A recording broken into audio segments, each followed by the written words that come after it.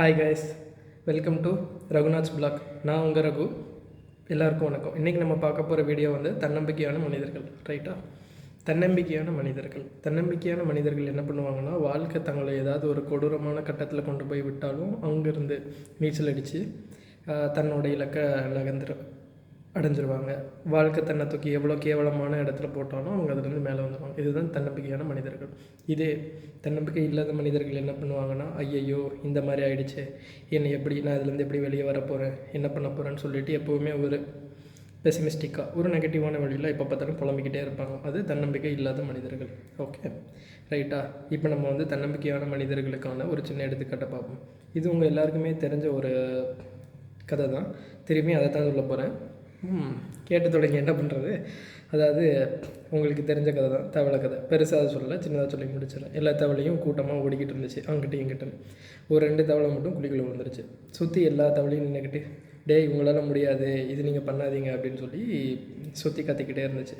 அதில் ஒரு தவளை அதையே கேட்டு செத்து போச்சு. இன்னொரு தவளை அப்படி இப்படி குதிச்சு இந்த தவளை மேலே ஏறி மிதித்து மேலே வந்துருச்சு. ஏன் மேலே வந்தவொடனே அந்த தவளைக்கிட்ட கேட்டாங்க, எப்படி அப்படின்னா. அப்புறம் தான் இவங்க எல்லா பயல்களுக்கும் ஒன்று புரியுது, அந்த தவளைக்கு வந்து காது கேட்காதான். அதாவது இதில் என்ன சொல்ல வரோம்னா, சுற்றி எல்லோரும் எதையாவது உளறிக்கிட்டு இருப்பாங்க, இல்லை புலம்பிக்கிட்டு இருப்பாங்க. அது எதுவுமே நம்ம காதுக்குள்ளே போட்டுக்கக்கூடாது. நம்ம மேலே உள்ள நம்பிக்கையை நம்ம நம்பி வந்தால் நம்ம எந்த மாதிரி ஒரு சூழ்நிலையிலேருந்தும் வெளியே வந்துடலாம் அப்படின்றது தான் இந்த கதையோட ஒரு கருத்து. ரைட்டு? இது தன்னம்பிக்கை இருக்கிற மனுஷங்க. ஓகே, தன்னம்பிக்கை இல்லாத மனுஷங்க என்ன பண்ணுவாங்க அப்படின்னா, சிம்பிள். இதுக்கும் ஒரு உதாரணத்தை சொல்லுவோம். 23ஆம் புலிகேசி அப்படின்ற படத்தை நீங்கள் எல்லோரும் பார்த்துருப்பீங்க. ரைட்டா? அவர் வந்து ஒரு பெரிய அரசர். அவர் எல்லா வளங்களும் எல்லா ரிசோர்ஸஸும் தாங்கிட்ட வச்சுருக்கிற ஒரு ஆள். ஆனால் தன்னை சுற்றி கெடுக்கிறதுக்கே பல பேர் இருப்பாங்க. அதை விடுங்க. ஆனால் இவர் அவ்வளோ பெரிய அரசராக இருந்தவர் போய் ஒரு சிறைச்சாலைக்குள்ளே மாட்டிக்குவார் படத்தோட கடைசியில். அதுக்கப்புறம் தப்பிச்சு வெளியே வருவாங்க, அதெல்லாம் வேறு கதை. அதை விடுங்க. ஏன் இவர் இந்த நிலைமைக்கு ஆளானார் அப்படின்னா, தன்னை சுற்றி கெடுக்கிறதுக்கு நிறைய பேர் இருப்பாங்க.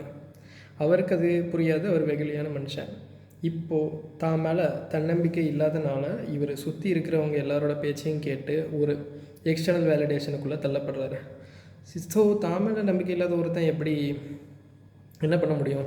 தன்னால் துணிச்சலான முடிவுகள் எடுக்க முடியாது. ஒரு கஷ்டமான சூழ்நிலையிலேருந்து வெளியே வர முடியாது. தனக்கு தோணுனாலும் அதை எக்ஸிக்யூட் பண்ணுறதுக்கான ஒரு தைரியம் இருக்காது. ஸோ தன்னம்பிக்கைன்றது ஒரு ஸ்கில்லு. எப்படின்னா, இப்போ நம்ம கையில் எல்லாமே, இப்போ வண்டி ஓட்டுற மாதிரி இல்லை ஸ்விம்மிங் பண்ணுற மாதிரி இதுவும் ஒரு ஸ்கில்லு. நமக்கு உள்ளே தோன்ற விஷயத்தை நம்ம வெளியே வந்து எக்ஸிக்யூட் பண்ணணும். அதுக்கு ஒரு துணிச்சலும் ஒரு தைரியமும் ஒரு நம்பிக்கையும் நம்ம மேலே நமக்கு வேணும். இதுதான் வந்து தன்னம்பிக்கை. இது இருக்கிற மனுஷங்க என்றைக்குமே ஜெயிச்சிடுறாங்க. இது இல்லாத மனுஷங்க என்றைக்குமே அடுத்தவங்களை நம்பி வாழ்க்கையை தொலைச்சிடுறாங்க. ரைட்டு?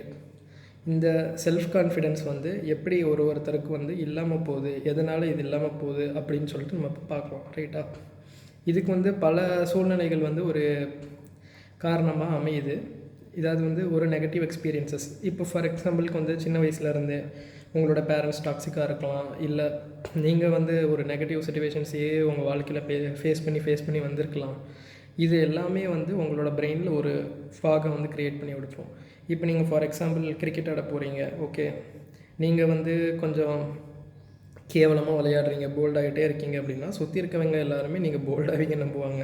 ரைட்டு? உங்களுக்கே ஒரு காலகட்டத்துக்கு மேலே உங்களுக்கு சரி நமக்கு இது வராது போல் அப்படின்னு வந்துடும். இது ஒரு காரணம். ஓகே. 2வது, அதெல்லாம் விட்டுட்டு சுற்றி இருக்கிறவங்களாம் நம்மளை கலாய்க்கிறாங்க அப்படின்னு சொல்லி நம்ம நினச்சிக்கிறது. சரி என்னத்தை அப்படின்னு நம்ம பேட்டை தொடாமல் இருக்கிறது. Okay, negative thought patterns. இது வந்து எனக்கு மட்டும் ஏன் இப்படி அப்படின்னு நினச்சிக்கிறது. அதாவது எல்லாத்துலேயுமே தன்னைத்தானே குறை சொல்லிக்கிறது. இதுதான் இது எல்லாத்தோடையும் ஒரு முழு காரணம். ஓகே, இப்படிப்பட்டவங்களால் என்ன பண்ண முடியாது? அடுத்தவங்க கூட சுதந்திரமாக பழக முடியாது. தனக்குள்ளேயே ஒரு தலைகுனிவாக இவங்க நினச்சிக்குவாங்க. ஸோ இதெல்லாம் விட்டு அவங்க வெளியே வரணும். வெளியே வந்து ஆட்டோமேட்டிக்காக சிச்சுவேஷன் மாறும். இப்போ இப்படி சுற்றி என்னன்னாலும் நடக்கலாம், ஆனால் அவங்க எல்லாம் வந்து என்னன்னாலும் சொல்லிட்டு போகிறாங்க அப்படின்னு அந்த தவளை மாதிரி திருப்பி அவங்க பேட் எடுத்து அடித்து 6 அடித்தா வாழ்க்கையிலே ஜெயிக்கலாம். ரைட்டு? இதுக்கான காரணம் இதெல்லாம் தான். சுற்றி தன்னைத்தானே ஒரு நெகட்டிவ் செல்ஃப் எவாலுவேஷன் அப்படின்றது தான் இதுக்கு ஒரு காரணம். சரியா? ரைட்டு? இப்போது இதுக்குள்ளேருந்து நம்ம வெளியே வந்தால் மட்டும்தான் வாழ்க்கையிலையும் சாதிக்க முடியும். நம்ம மேலே ஒரு நம்பிக்கையோடு நம்ம எல்லாத்தையுமே நம்ம எடுத்து பண்ண முடியும். சரி, ரைட்டு. இப்போது மனுஷங்களுக்கு ரொம்ப முக்கியமான செல்ஃப் கான்ஃபிடென்ஸை நாம் எப்படி வளர்த்துக்கிறது அப்படின்னு சின்ன உதாரணங்களாக நம்ம இப்போ பார்க்கலாம். ரைட்டா? ஓகே. ஸோ இதெல்லாம் சொல்கிறதுக்கு முன்னாடி நான் ஒரு சின்ன விஷயத்த உங்களுக்கு எடுத்து போடுறேன். இப்போ வந்து ஒரு எங்கேயோ பாடல்களோ இல்லை எதுலேயோ நீங்கள் கேட்டிருப்பீங்க, உங்கள் எண்ணத்தை அழகாக மாற்றிக்கிட்டிங்கன்னா எல்லாமே அழகாக மாறும் அப்படின்னு சொல்லிட்டு. இது உண்மை தான். ஏன்னா வந்து நம்ம யோசிக்கிற வார்த்தைகள், நம்ம யோசிக்கிற சிந்தனைகள், நம்ம பேசுகிற வார்த்தைகள், நம்ம கேட்குற சொற்கள் எல்லாத்துக்குமே ஒரு சக்தி உண்டு. இதை நம்ம அதிர்வலைகள்னு சொல்லலாம், இல்லை ஆரா அப்படின்னு சொல்லலாம். ரைட்டா? நீங்கள் ஒரு கோயிலுக்கு போகும்போது நீங்கள் ஏன் எனர்ஜைஸ்டாக மேக்னடைஸ்டாக ஃபீல் பண்ணுறீங்க? அது ஒரு ஆரா. உள்ளே இருக்க இறைவனோட சக்தி உங்களை நோக்கி வருது. ஒரு பாசிட்டிவ் வைப்ரேஷன். ஓகே, இந்த மாதிரி தான் உங்கள் மனசுக்குள்ளே நீங்கள் நினைக்கிற ஒரு சிந்தனை திறன் வந்து நீங்கள் அது பாசிட்டிவாக இருந்துச்சுன்னா அது ஒரு பாசிட்டிவ் ஆரா. ஸோ இந்த பாசிட்டிவ் ஆராவை நீங்கள் வளர்த்துக்கிட்டு வாழ்க்கையில் எப்படி முன்னேறணும் அப்படின்றத நீங்கள் பார்த்தீங்கன்னா நீங்கள் ஒரு செல்ஃப் கான்ஃபிடென்ட்டான மனுஷங்களாக நீங்கள் வந்து மாறலாம், வாழ்க்கையில் ஜெயிக்கலாம். ரைட்டு? இப்போ இதுக்கு நம்ம வந்துட்டு ஃபியர் ஆஃப் ஃபெயிலியர் அப்படின்னு சொல்லுவோம். இந்த மாதிரி சரி, சப்போஸ் நாம் இப்போ தோத்துட்டா, நம்ம இப்போ வண்டி எடுக்கிறோம், சைக்கிள் ஓட்டுறோம், கீழே விழுந்துட்டா அடிபடுமே, இப்படியே நினச்சிட்ருக்கோம். நம்ம என்ன பண்ணணும்? இந்த தடைகளை வந்து உடைக்கணும். ஸோ ஃபியர் ஆஃப் ஃபெயிலியர்லேருந்து வெளியே வரணும். அப்போ நம்ம என்ன பண்ணணும்? நமக்கு நம்மளை பற்றி ரொம்ப நல்லா தெரியணும். ஓகே, இப்போது உங்களுக்கு தெரியும், நீங்கள் வேகமாக ஓடணுன்னா உங்களுக்கு நான் இவ்வளோ தான் ஓடுவேன், என்னால் இந்த நேரத்தில் இவ்வளோ தான் முடியும் அப்படின்னு உங்களுக்கு தெரியும். சரி, என்னால் இவ்வளோ தான் முடியும்னு உங்களுக்கு தெரியணும். அப்போ நீங்கள் என்ன பண்ணுவீங்க? உங்களுக்கு தெரிஞ்ச விஷயத்தில், தெரிஞ்ச இடத்துல நீங்கள் போய் உங்களோட ஸ்ட்ரென்த்தை நீங்கள் காட்டுவீங்க. Okay, so learning your own pattern. என்றைக்குமே எனக்கு என்ன வரும் அப்படின்றத நான் ரொம்ப நல்லா தெரிஞ்சிருக்கணும். அப்படி வர்றதை நான் இன்னும் நல்லா ப்ராக்டிஸ் பண்ணி அடுத்த கட்டத்துக்கு கொண்டு போகணும். ரைட்டா? ஓகே, இதெல்லாம் எப்படி நம்ம பண்ணலாம்? ஃபஸ்ட்டு நம்மளோட எபிலிட்டிஸை நம்ம தெரிஞ்சுக்கிறது. ரைட்டு. ரெண்டாவது பாசிட்டிவ் செல்ஃப் டாக். நீங்கள் சுற்றி இருக்கிறவங்கள நம்பி இப்போ புலிகேசி மாதிரி ஏமாறாமல் இருக்கலாம். எப்படி? கண்ணாடியில் உங்களையும் நீங்கள் பார்த்துக்கோங்க. உங்களோட ஃப்ரெண்டு நீங்கள் தான், உங்களோட சூப்பர் ஹீரோ நீங்கள் தான், யாருமே கிடையாது. டெய்லி காலையில் எழுந்திரிச்சப்போ கமாண்டா யூ கேன் டூ இட் அப்படின்னு சொல்லிட்டு ஒரு சின்ன ஸ்மைலோட உங்கள் நாளை தொடங்கலாம். ஓகே. ரெண்டாவது கோல் செட்டிங். ஓகே, நீங்கள் ஒரு இலக்கு அடைய போகிறீங்க, உங்கள் மைண்டுக்குள்ளே தோணிக்கிட்டே இருக்குது. ஓகே, நான் இதை பண்ண போகிறேன்னா அதுக்கு step by step goal set பண்ணுங்கள், அதை நோக்கி போங்க. ஓகே. நம்பர் 2. மூணாவது சோஷியல் இன்ட்ராக்ஷன்.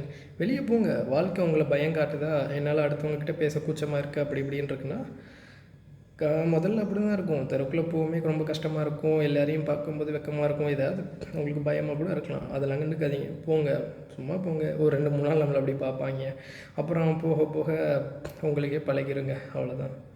அந்த மாதிரி கொஞ்சம் கொஞ்சமாக நீங்கள் வந்து பார்த்துக்கணும். அப்புறம் செல்ஃப் கேர், இது எல்லாத்தையும் முக்கியம். நம்ம பார்த்துக்கணும். ஓகேடா, சின்னதாக பண்ணுற ரைட்டு எல்லாம் வருதுன்னா பரவாயில்ல நம்மளை தட்டி கொடுத்து மேலே கொண்டு வரணும். ஏன்னா இது எல்லாமே ஒரு ப்ராக்டிஸ்னால தானே இது எல்லாமே வருது. ரைட்டு. அப்புறம் கெட்டிங் சப்போர்ட். உங்களுக்கு தேவையான சப்போர்ட்டை தேவையான நபர்கள்கிட்ட, தேவையான டெக்னீஷியன்ஸ்கிட்டருந்து, இல்லை ஒரு தேவையான ஸ்கில் செட்டான ஆட்கள் இருந்து எடுத்துக்கிறது. ஓகே. ரொம்ப முக்கியமான ஒன்று, வாழ்க்கையில் எதுவுமே பெர்ஃபெக்ட்னு ஒன்று கிடையாதுங்க. பெர்ஃபெக்டான பொருளோ, பெர்ஃபெக்டான மனிதர்களோ, பெர்ஃபெக்டான ஸ்கில் செட்டோ எதுவுமே என்னை பொறுத்த வரைக்கும் கிடையாது. பெர்ஃபெக்ஷன்ன்றது வந்து ப்ராக்டிஸ் மூலயமா வருது, ப்ராக்டிஸ் மூலயமா நம்ம அச்சீவ் பண்ணுறது. இப்போ என்ன எடுத்துக்கோங்க, இது என்னோடய 2வது வீடியோ. ஓகே, என்னோடய வேலை பளுவில் நான் வந்து வீடியோ போடுறதே பெருசு. 2வது வந்து எனக்கு தெரியும், நம்ம எல்லார் மாதிரியும் நான் மைக் வச்சுலாம் போடுறதில்ல, சும்மா கண்டாமணிக்கு எடுத்து போட்டுக்கிட்டு இருக்கேன். இருந்தாலும் சிம்பிள், போக போக வந்துடும், அவ்வளோதான். அப்படி தான் பெர்ஃபெக்ட் பண்ண வேண்டியது தான், கற்றுக்க வேண்டியது தான். எடுத்தவொடனே எல்லோரும் என்ன பெரிய சச்சின் ஆயிட முடியுமா? முடியாதுல்ல. அப்புறம் உங்களை கேள்வி கேட்குற மாதிரி, கிரிட்டிசைஸ் பண்ணுற மாதிரி என்விரான்மெண்ட்ஸ்குள்ளே இருக்காதிங்க தயவு செஞ்சு. நான் அப்போ சொன்னேன் பார்த்தீங்களா, அந்த ஆரா உங்களுக்கு தெரியும். ஒரு சில நேரங்களில் உங்களுக்கு ரொம்ப நெகட்டிவாக இருக்கிற இடம், இல்லை நெகட்டிவாக இருக்க மனிதர்கள் ஒரு சிலர் இருப்பாங்க. எல்லார் வாழ்க்கையிலும் ஒரு சிலவன் இருப்பான். அப்பாவாக இருக்கலாம், ஃப்ரெண்ட்ஸாக இருக்கலாம், இல்லை பக்கத்து வீட்டுக்காரனாக இருக்கலாம். சும்மாவே இருக்க மாட்டானுங்க. ஏவனாவது எதாவது பண்ணிடக்கூடாது, தான் மேலே உள்ள இன்செக்யூரிட்டி, தனக்குள்ளே இருக்கிற எல்லாத்தையும் தூக்கி அவனுங்க மேலே போட்டுற வேண்டியது. அது எப்படி? உங்களால் எப்படி முடியும் தம்பி? உங்களுக்கு இது வருமா? இல்லை அதெல்லாம் எப்பேற்பட்டவங்க பண்ணுற விஷயம் தெரியுமா? நீங்கள்லாம் இதுக்கு ஆசைப்படலாமா? இந்த மாதிரி பைத்தியக்கார மாதிரி பேசிட்டே இருப்பானுங்க. இவங்களெல்லாம் தயவு செஞ்சு உங்கள் பக்கத்தில் சேர்த்துக்காதீங்க. ஏன்னா இந்த மாதிரி ஆட்கள் வந்து உங்கள் செல்ஃப் கான்ஃபிடென்ஸை கூட்ட மாட்டாங்க. படுகுடியில் இழுத்து உங்களையும் போட்டு புதைச்சி தள்ளிடுவாங்க. இவங்க நமக்கு தேவையில்லை. நீங்கள் கான்ஃபிடென்ட்டாக வந்தால் ஆட்டோமேட்டிக்காக இதெல்லாம் நீங்கள் அதுக்கப்புறமா டீல் பண்ணிக்கலாம். ஸோ ஃபஸ்ட்டு உங்களை நீங்கள் என்கரேஜ் பண்ணுற மாதிரி மனிதர்களோடு சேருங்க.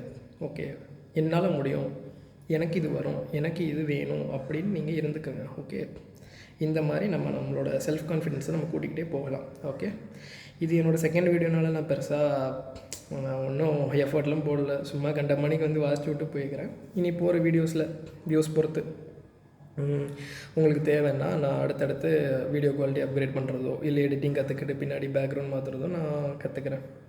ரைட்டு.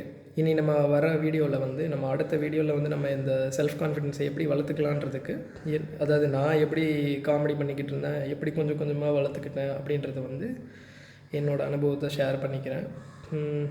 அதுக்கு வந்து செல்ஃப் கான்ஃபிடென்ஸ் த்ரூ ஸ்பிரிச்சுவாலிட்டி அப்படின்னு நான் வந்து இறைவனை நம்பி அப்படி தான் மேலே வந்தேன்.